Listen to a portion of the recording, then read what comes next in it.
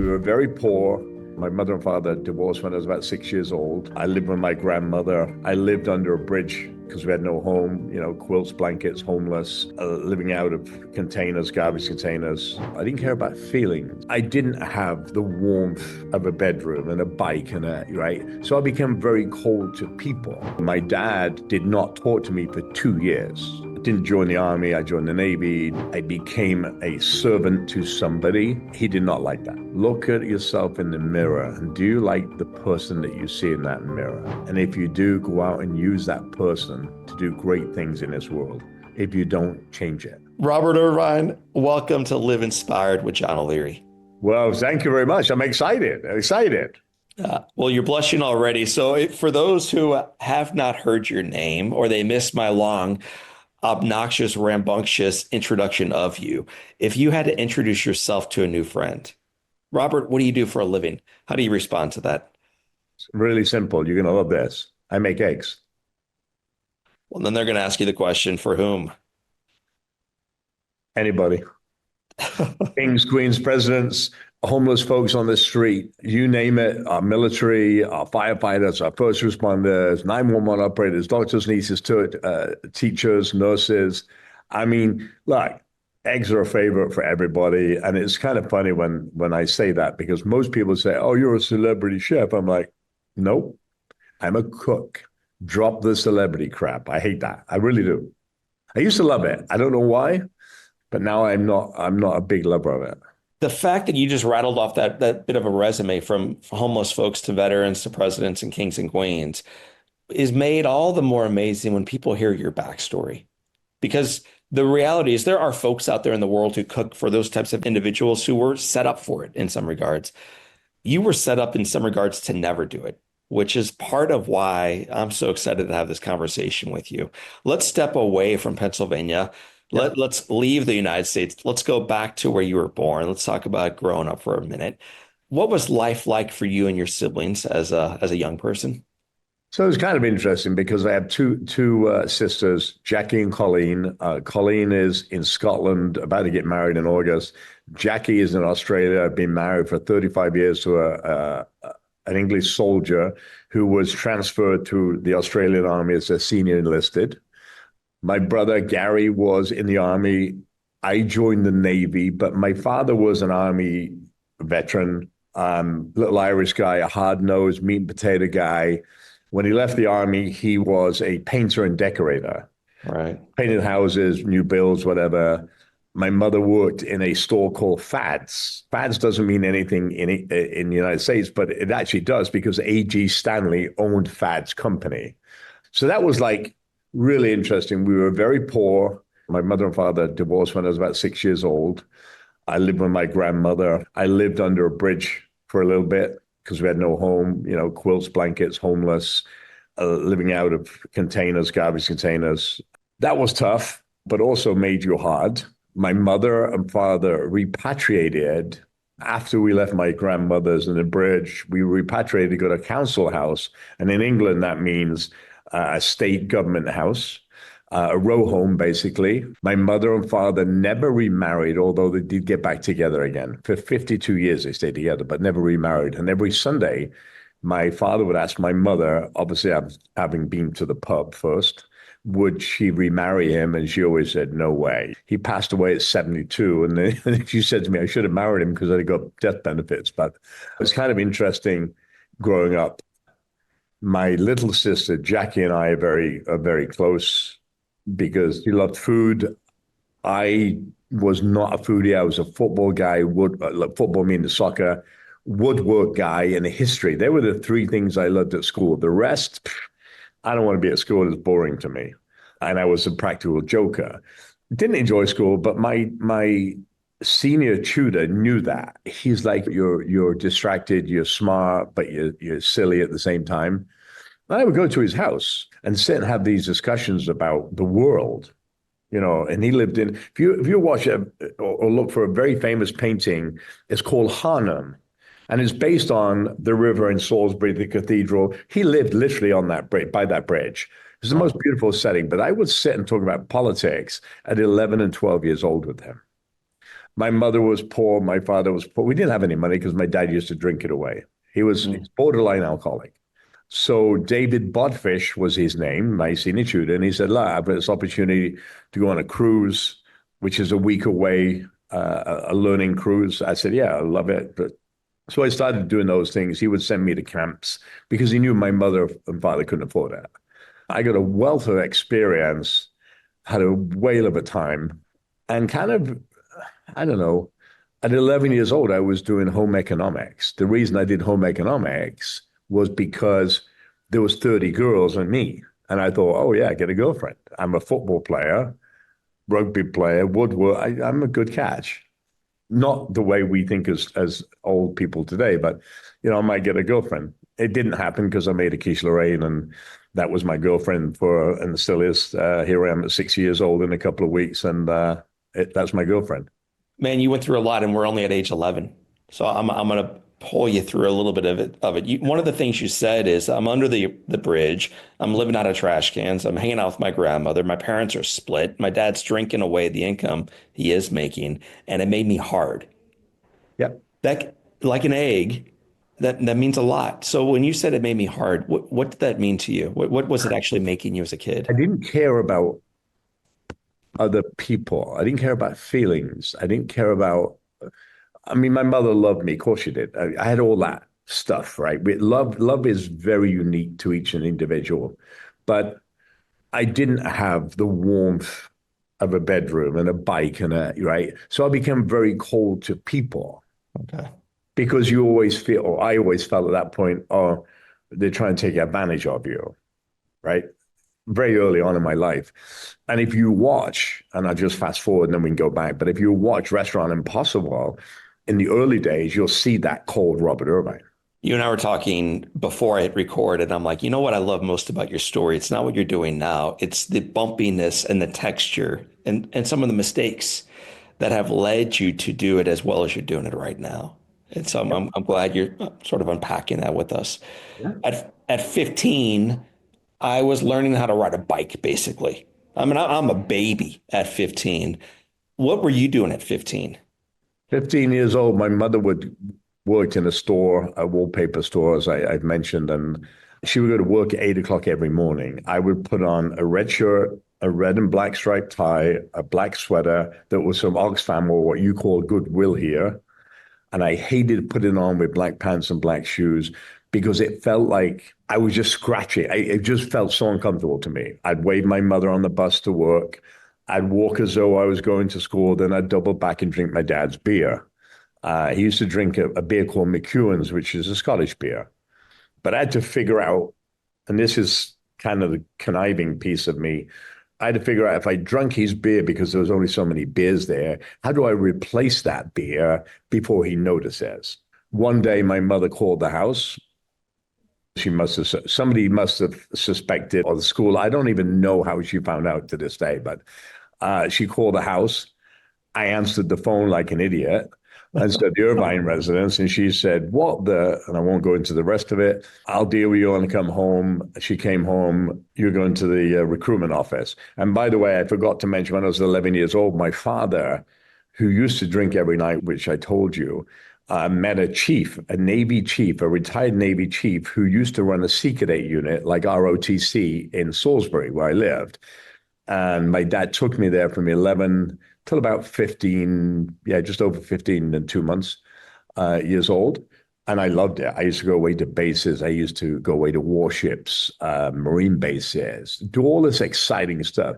I was the kid that could fold a bed like a pro and press a uniform. And we had wool uniforms then. The Navy didn't have this modern tech. It was real wool. So when my mother found out that I was A, drinking my dad's beer and B, not going to school, she's like, okay, let's go.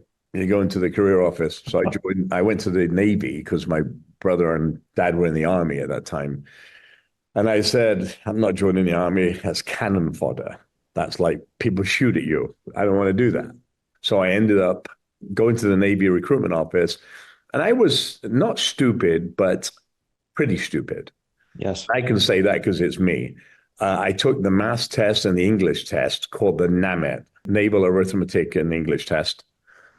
And five being the lowest, one being the highest, I got 5.5, being the dumbest of the class.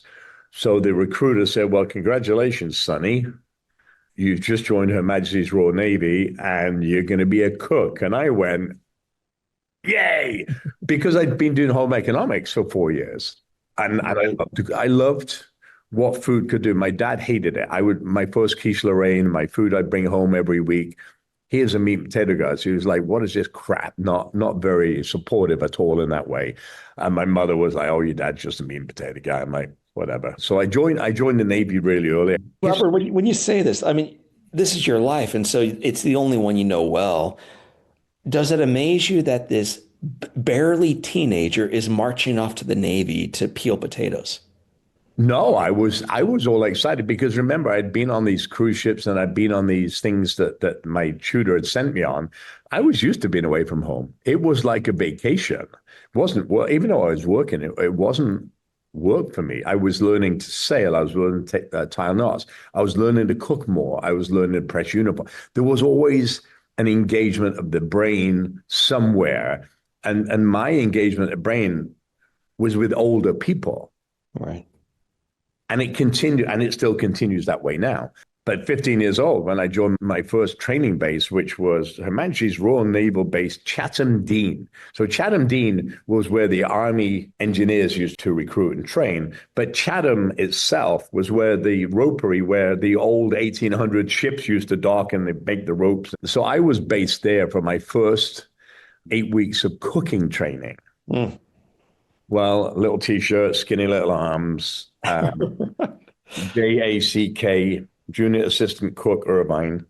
And first 8 weeks, learning eggs, learning the basics, learning all those kind of things that you do in a trade. And I would say a trade because cooking is a trade, even though my father thought it was a piss poor trade, was his words, right? Because he did not like that I became a cook subservient to other people. And that's how he saw cooking, cleaning, that kind of thing. So my dad did not talk to me for 2 years because I became this cook, this subservient, this kid. I didn't join the army. I joined the Navy. I became a servant to somebody. He did not like that. One of the quotes that I've heard you share in the past around this time was you're referring to your service. It taught me not just how to cook, but how to lead, how to execute under pressure, and how to serve others with excellence. My first, so imagine this, I'm taking you through. I did 6 weeks of how to learn to march at HMS Raleigh in Cornwall. Then I went to my professional training at Chatham. Then I went to a warship, HMS Apollo. 240 men. We didn't have women in the English service at that time on ships. It was a frigate, 240 guys, a commander in charge, pretty much like there is today in US destroyers. And I had a chief who was in charge of me. So I did my 8 weeks. You get a syllabus. You have to then work over 6 months and get signed off and continue to learn. Well, it was great. I had a guy named Bud, and I was attached to the wardroom galley, which was 22 people I had to cook for every day, breakfast, lunch, and dinner. We were headed to the Falklands. Yeah, it was not a funny, bye-bye.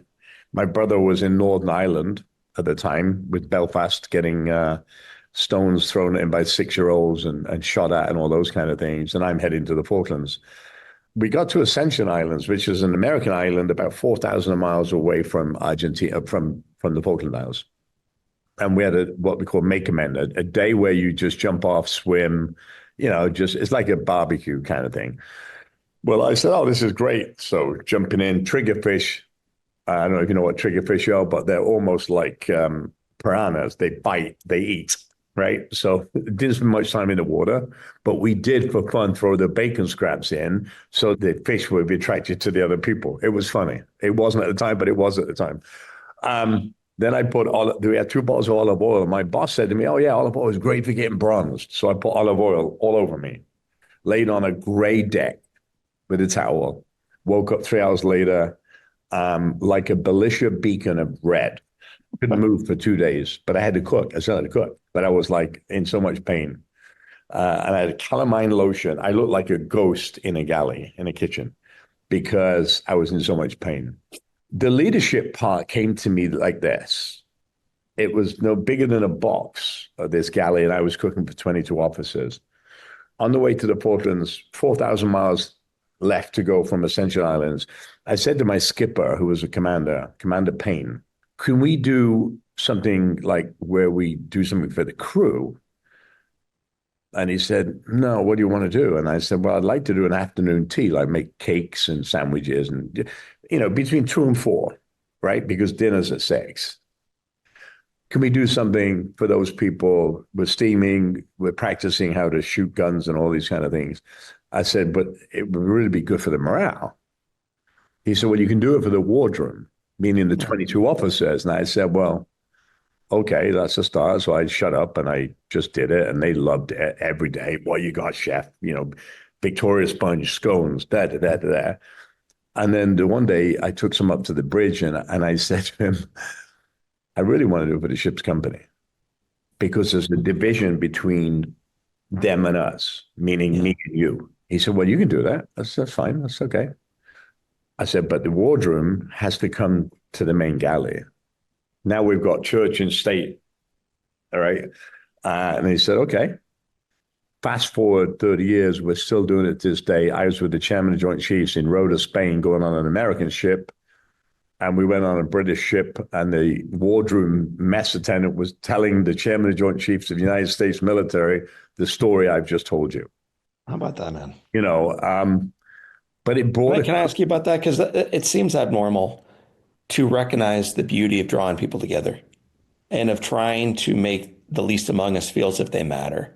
So I'm curious, where did you pick up on that? The value I think it was just food. leadership.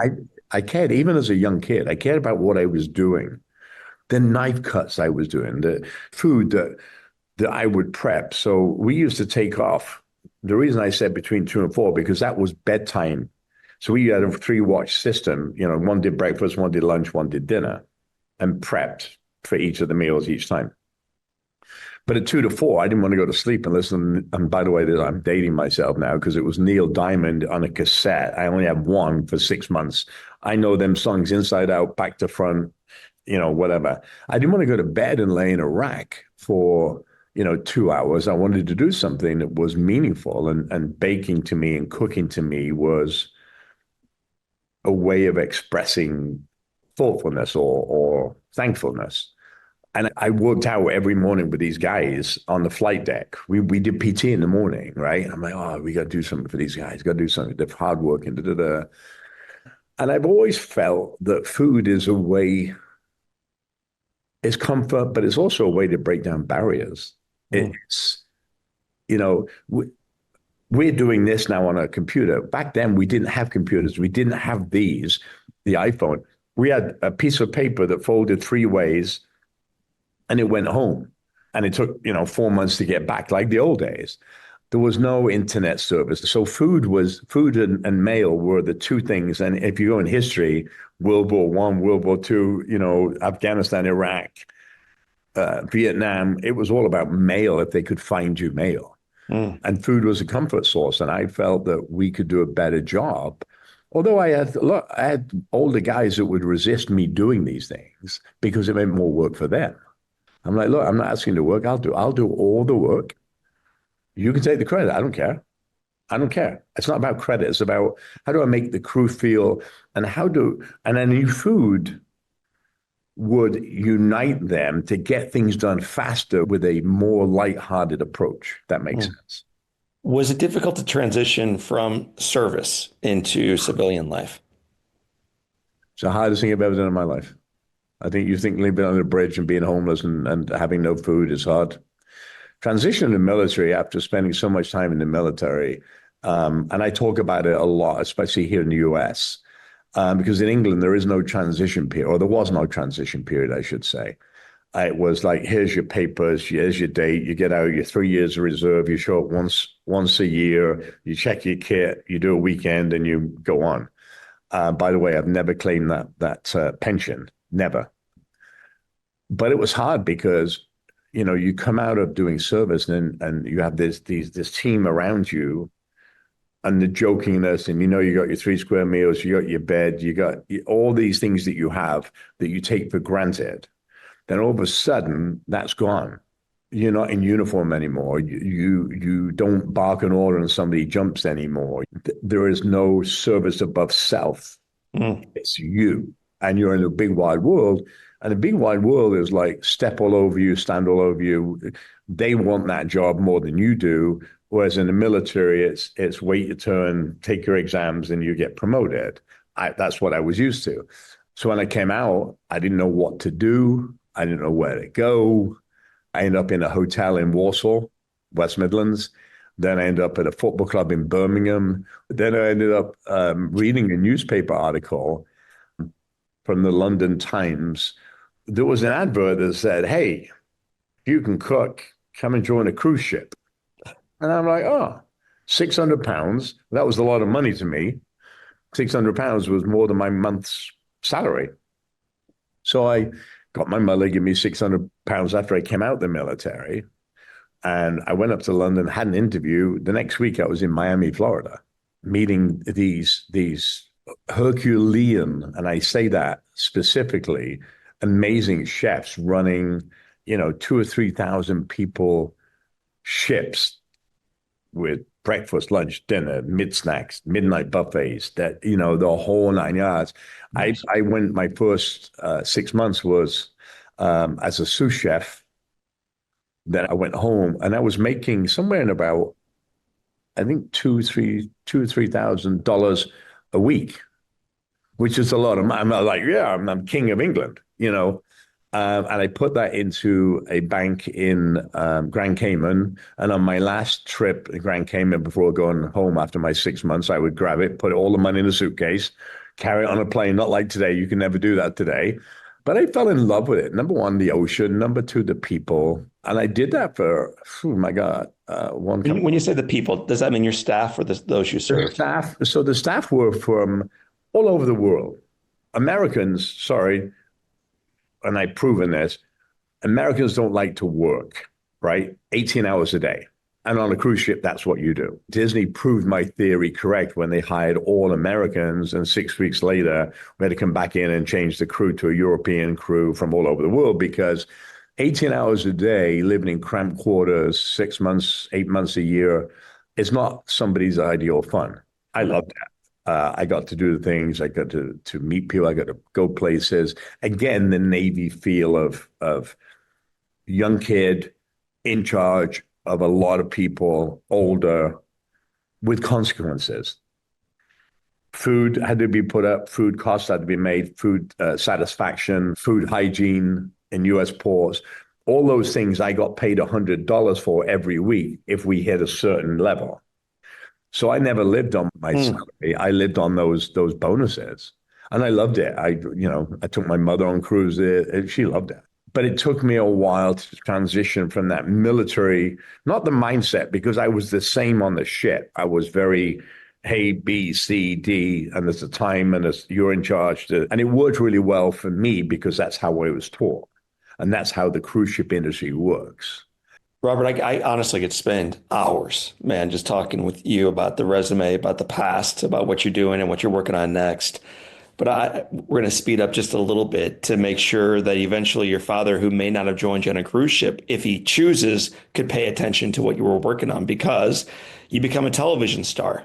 So he didn't talk to me for 2 years, and I'll kind of recap and then spring into that. Yeah. Because it was only when I started working for a two-star admiral, 22 miles away from my home, even my home today, by the way, my mother's been in 52 years. My admiral, an old guy in Portsmouth, I lived in Salisbury, which is 22 miles away, said to me, "Hey, I'm going to have a party. We're going to bring your parents." And I'm like, "Oh no, that's not good, Mom." So he sent a driver for my mother, his driver from 22 miles. And they were going to have this party and whatever. My dad showed up in that car. Now, number one, I'm thinking I'm going to lose my job. Number two, my dad's been drinking. It's just not good. It was not looking good. My mother was like, "Oh, I'm sorry, but your dad wanted to come." Now, we haven't talked for 2 years. Wow. Gets out, he meets my boss, the two-star admiral. And my boss was like a dad to me because I was working for him breakfast, lunch, and dinner. But at 12 o'clock, he would say, we're going sailing in the Solent for a couple of hours before. So I sailed every day. I cooked every day for him and his wife. I had the best life on the planet. Then my dad shows up. After that visit, he started to come around thinking that, yes, you were serving, but in a really good way. That's good. Then when I fast forwarded to, I wrote Dinner Impossible, which was the first TV show, which was pretty much what I did in the military. We're going to, wherever you got no food, you got no equipment, you got 8 hours to feed people or whatever, get it done. That became a TV show. It was a 22-minute TV show with Food Network. It went so crazy in its first 6 episodes, and that's all we filmed. It went to a 44-minute show, and we did over 300 and something episodes of it, right? Which was crazy. And I really did not know anything going in.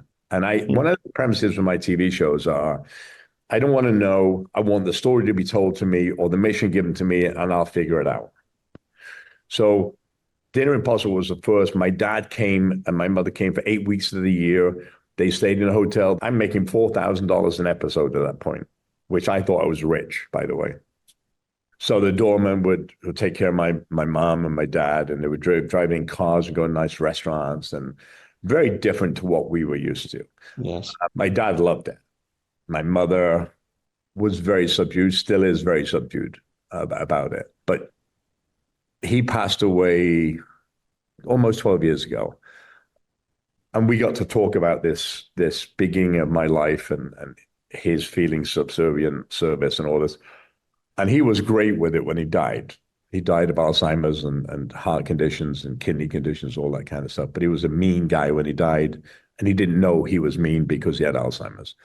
It's kind of an interesting time. TV for me was that mean, not that cold side, I would say, not mean, cold.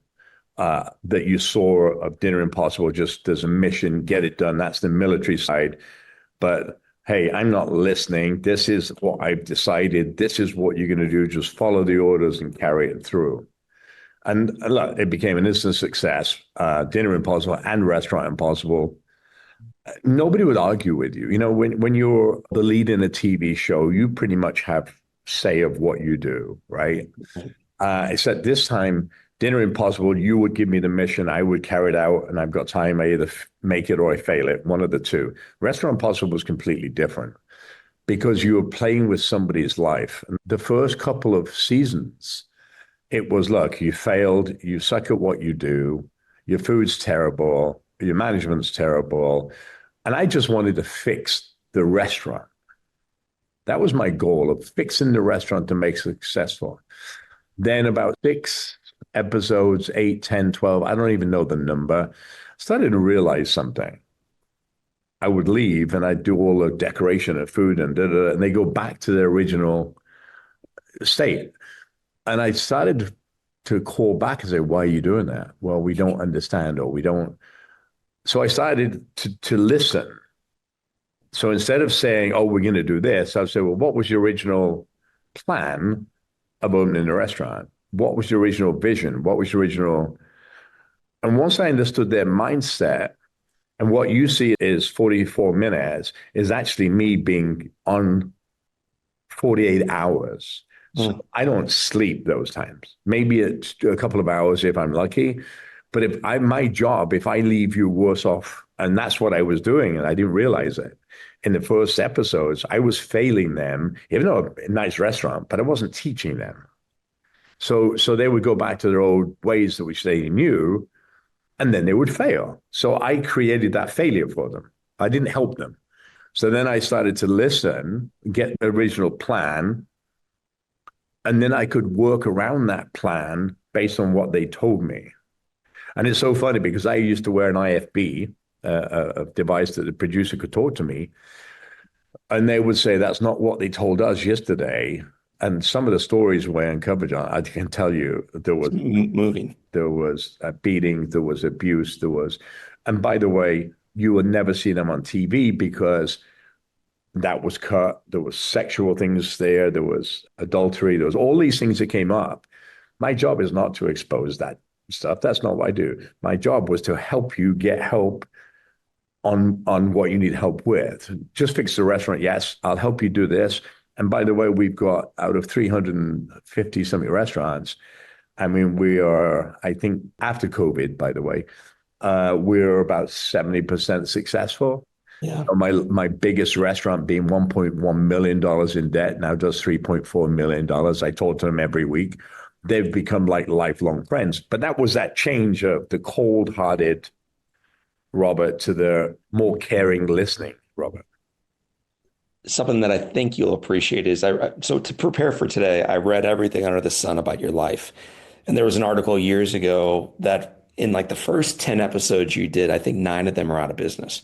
Yeah. In the last, and then so this guy was proving kind of like what a fraud you are. That was the goal. Yeah. And then they went to the last 25 restaurants you were part of, and 23 of them are in business. Yeah. So the goal was to prove you're a fraud. And what he discovered was, dang it, apparently something's working. And what you just spoke to was what was working was I stopped trying to change the restaurant and the menu. And I started paying attention to what was going on in the human lives and redeeming that. Yeah. There's a lesson there bigger than restaurants, Robert. Yeah. It's weird when you put it that way because look, everybody's out when you're successful, no matter who you are, people are out to destroy you. That's just the human nature. They want to destroy you. Or they want to make you look bad, or they want to. I didn't need any help. I could do that on my own. My mouth did that. I didn't need any help. I learned one thing. The world's a small place and people communicate. A lesson for me early on. And you just proved what I just told you about. For me, it was about things, and then it became about people. And that's when my life changed. And I can tell you exactly when it changed. I can tell you the moment it changed. But my daughter, Annalise, is now 27. She was 16 years old. I'd been divorced from her mother. Her mother didn't like that Robert Irvine that I just told you about, although we were married for 16 years. It was interesting. One day I come home. I was doing a TV show. Abu Danza was the name of the restaurant. And we fixed the restaurant, really about to go into giving the restaurant back like I do the finale. And there was a wall, a service area that I'd ripped the door off because I hate doors on service, so you can't keep it clean. We put a curtain there, but the wall had a space and I wanted a picture on it. And I said to Tom, hey, do me a favor, before you open the door, find me a picture that with the colors that were in the building before that we can put in there to make it look pretty. So he came in, put this picture. Oh, no, yeah, that's great. It looks great. We opened the doors. My daughter, Annalise, is in the audience, sitting down. We reveal the restaurant. And LJ jumps. He's a 300-pound autistic 11-year-old kid, right? One of 10 in the world with a very rare genetic disease. And he was going to die. Right? We knew that going in. Not good for my heart, but we knew that going in. So he comes in, he jumps out of his wheelchair because he sees this picture, not because he sees a beautiful restaurant. He sees a picture. And I'm like, literally bowled me over onto the floor. And I said, why is he doing that to his mom? He said, well, what you don't know, that picture was, he painted that picture at a Make-A-Wish Foundation event years ago, and it's his favorite thing. LJ died 2 years later, by the way, and he's in all my shows still to this day, because this is why. So we're about to open. He does that. I get back up. I said, well, here's your new restaurant, to his mom, and she hands me an envelope. I opened the envelope and I said, what is it? And then he pulled out, she said, it's our eviction notice from the house. This is the only house that LJ has ever grown up in. The kids, the family. And I said, okay, I opened it up. So I said, hang on a minute. And I didn't say stop cameras, which I should have. I said, hang on a minute. So I called Mark Summers because he was my executive producer at that time, but he wasn't on set. One day he's not on set. And he answered, I said, listen, I just need you to say yes. Don't ask any questions. I said, I need $10,000. He said, why? I said, no questions, remember? I said, I'm going to match $10,000 out of my own money. You just say yes. He said, yes. I said, okay, I'll tell you about it later. I hung up. I said, look, here's what we're going to do. I'm going to write a check for 20,000 to pay the back debt for your house. I'm going to put it straight to your mortgage company so you don't have to worry. We did that. We opened the restaurant. It was a huge success. They sold the restaurant and went to a smaller restaurant, which is fine. LJ died. They kept the house. LJ lived in the house till he passed away, the only house he knew. But my daughter was there. So if you ever look up online, Aberdanza, you'll see I literally break down in tears, which is the first time ever, not the last time, but the first time ever, I think anybody's ever done that on TV in any shape or form, because it Mhm. was real. Because they're my daughter. And I said, well, this is my daughter. And the biggest thing, all this is family. Let's take care of family. And you watch it, you will burst into tears. But that was what the defining moment of people changed for me. Oh man, Yeah, that's it such a was it beautiful was story. It goes back to what you and I were chatting about a moment ago. It's not the restaurant or the menu. It's lives, and it's how we can make those lives better yeah. by being fully in on their life and bringing others along for the ride. Talk about your foundation. Yeah, so the interesting part about the foundation, I was going to Honduras with a group of special forces people, a base we own or we share called Sotacana Air Base. And it was 4th of July. And I was on my phone, social media, Twitter, and I get this tweet from Gary Sinise, who's I know has been on your show. So he said, is this the real Robert Irvine? I said, well, duh, I've got the blue check. It's me. And you don't. Is this the real Gary Sinise? And he said, yeah. He said, well, I've got an idea. We connected, and it was called the Invincible Spirit Festivals. So he and the Lieutenant Dan band would play at hospitals, and I would do all the food. And we've been doing that now for 16 years, 8 to 10,000 people during the height of the 18-year war. We still do it. I did one a couple of weeks in San Diego with him. One of my closest, dearest friends has gone through so much heartache, but does so much for so many, and just an amazing human being. But he was doing houses and things, and I wanted to be more of the physical mental health. I'm talking 2014, before mental health became a thing, right? I wanted to be, let's be buff, let's be fit, let's get out, let's do this, brain power, food, health, nutrition. And that's how we started the foundation in 2014. And we do so many programs, but Breaking Bread with Heroes. So twice a week, somewhere around the world, we feed between 300 and 3,000 people every week in bases, US bases around the world. I'm about to just take 80 people for a 54-mile hike in Scotland on the 3rd of June.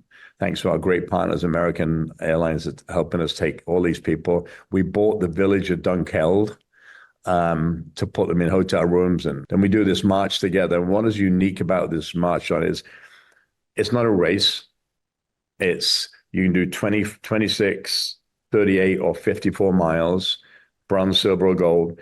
But it's 1,000 coalition wounded from all the different nations that speak broken English. We get together, we walk 2 miles together, we talk about stories, and then we all meet at the end. And then I do a dinner. I was just at the Invictus Games because we sponsored out with Prince Harry and whatever. And the teams that I've been taking for the last 11 years into the Yump, a lot of them were there, like shouting, screaming, Brazil, Colombia, England, all these people. When you march, and again, not a race, and you're listening to people's story, and then you feed them at the end of it, it's, again, those defenses come down.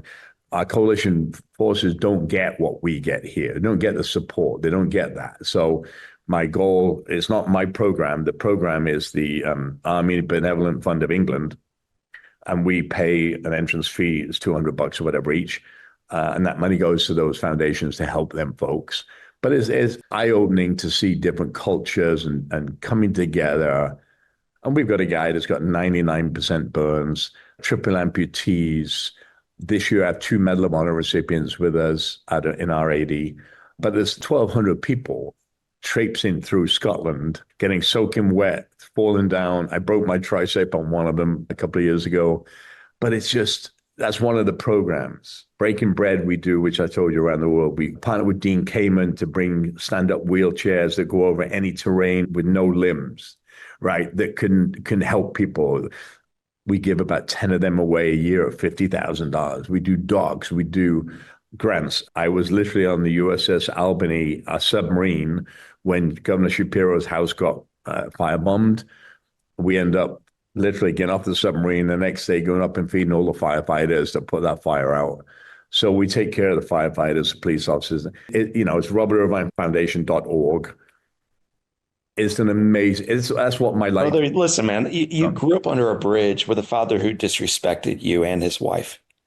And you travel the world feeding not just stomachs, but souls and drawing people into the conversation. You could have become so hard. It was the word you described for yourself as a kid. Yeah, yeah. And instead, in the best of ways, you become so soft. And it's beautiful life story. I've got a couple quotes from you. I just want you to, in one sentence, tell me what you're saying to me. Discipline is not punishment. It is a form of love. Yeah.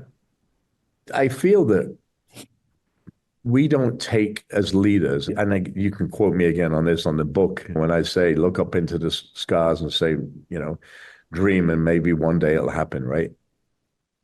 We don't take as leaders. And leadership for me is four things. It's empathy. That means that I know that, John, you have an autistic son and you come to work and you had a bad day, or your son's had a bad day, and you act differently. I should know that you have an autistic son. I should be saying to you, John, what's going on? Tell me.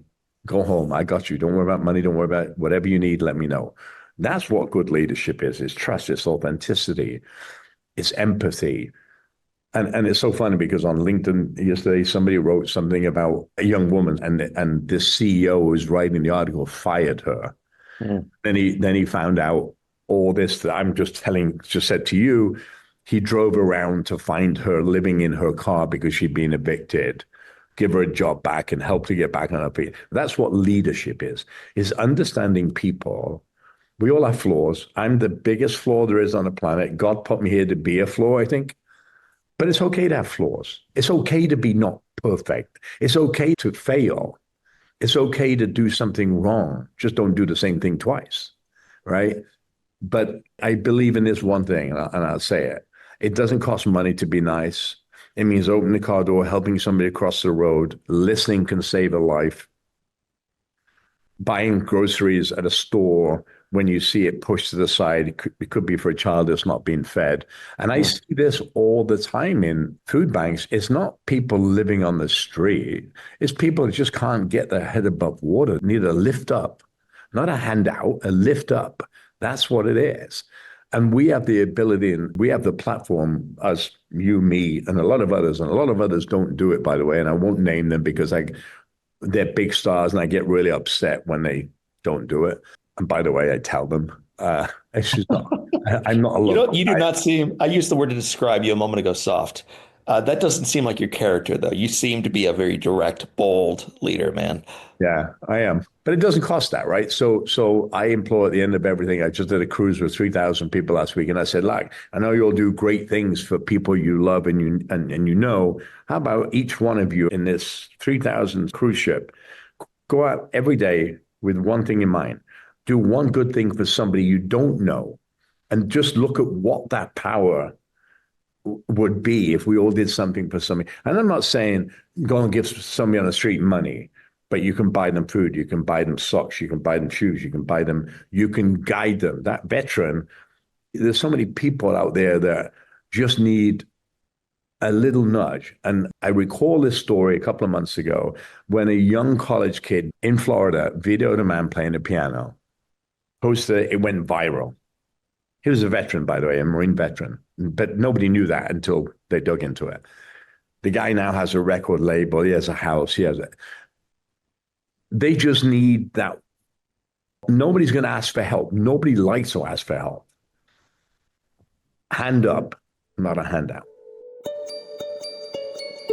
Robert Irvine, we have 7 questions that tether every one of our amazing chefs, servants, sailors, leaders together. So here we go. Get ready. Yep. What's been the most impactful book you've ever read? Seven Habits of Highly Effective Families. What's one positive characteristic, one beautiful trait that you possessed as that little boy growing up in England that you wish you modeled as brilliantly today? Innocence. If your home caught fire and all living people, things are out, and you have an opportunity of running in and grabbing one item, what's the one thing you would grab? My family.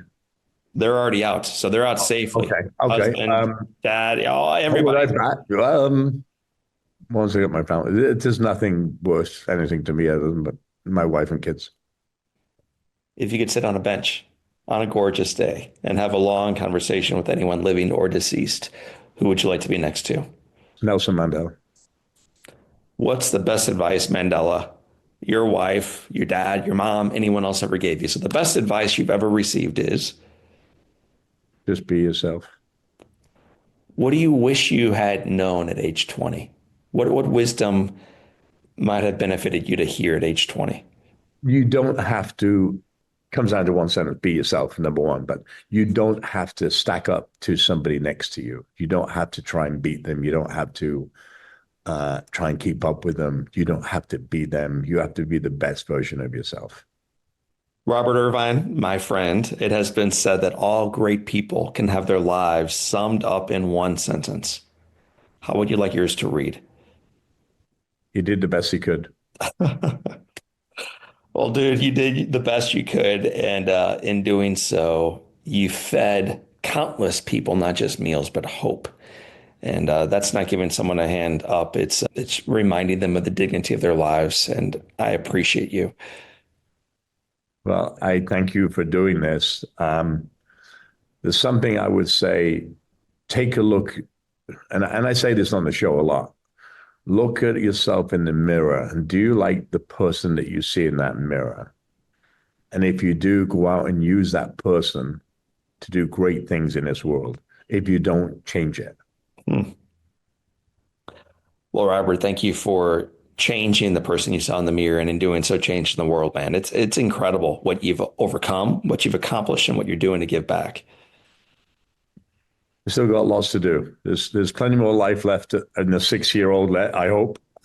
And we're doing that. And with people like yourself on board and doing great things you're doing and touching people's lives, if we all did it collectively together, there's nothing this world can't become. The diversiveness is, look, we can have difference of opinion. We can have different political views. We should all be able to talk about them without setting somebody's house on fire, without punching them, without getting upset, without breaking friendships.